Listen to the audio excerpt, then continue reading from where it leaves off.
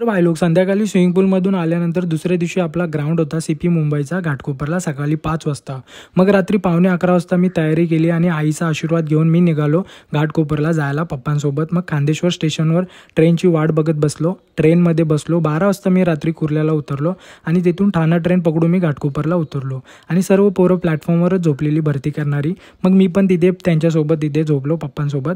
मग झोप काय येत नव्हती कारण ट्रेनचा आवाज भरपूर येत होता, त्यामुळे झोप काय येत नव्हती. 3 वाजता उठलो, फ्रेश वगैरे झालो आणि 4 वाजता ग्राउंडच्या दिशेने मी निघालो आणि लाईनीमध्ये लागलो. कसा बसा आतमध्ये गेलो कारण आपला 5चा ग्राउंड होता. मग आतमध्ये गेल्यानंतर मग चेंज केलं.